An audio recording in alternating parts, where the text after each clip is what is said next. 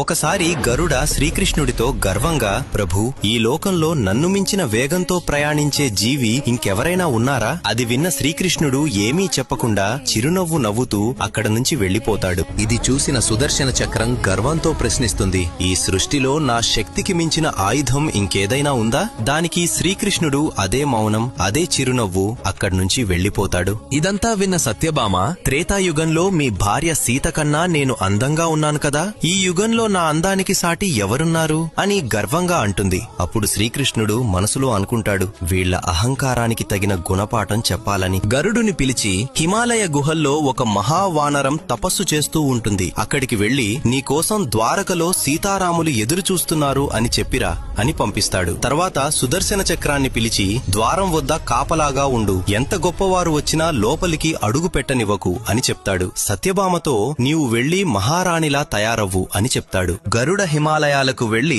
హనుమంతుడితో శ్రీకృష్ణుడు చెప్పిన మాటలను చాలా గర్వంగా చెప్పడం మొదలు పెడతాడు. ఆ మాటలు పూర్తవక ముందే హనుమంతుడు గరుడ కంటే 1000 రెట్లు వేగంగా దూసుకెళ్తాడు. అది చూసి గరుడ ఆశ్చర్యపోతాడు. హనుమంతుడు ద్వారక చేరుకుని రామునిలా ఉన్న శ్రీకృష్ణుడి ఎదుట వాలిపోతాడు. అప్పుడు శ్రీకృష్ణుడు అడుగుతాడు, ద్వారం వద్ద నిన్ను ఎవరు ఆపలేదా హనుమా? హనుమంతుడు చిరునవ్వుతో, స్వామి, ఒక చక్రం ఆపాలని చూసింది, కాని దానితో యుద్ధం చేస్తే మీ దర్శనం ఆలస్యమవుతుందనిపించింది, అందుకే దాన్ని అమాంతం మింగేశాను అని సమాధానం చెప్తాడు. హనుమంతుడు సత్యభామ వైపు చూస్తూ, స్వామి, ఈ చెలికత్తె ఎవరు? నా సీతమ్మ తల్లి ఎక్కడ ఉంది అని అడుగుతాడు. ఇలా శ్రీకృష్ణుడు, గరుడ, సుదర్శన చక్రం, సత్యభామ గర్వములను ఒక్క హనుమంతుడితో సమాధానం చెప్తాడు. జై శ్రీ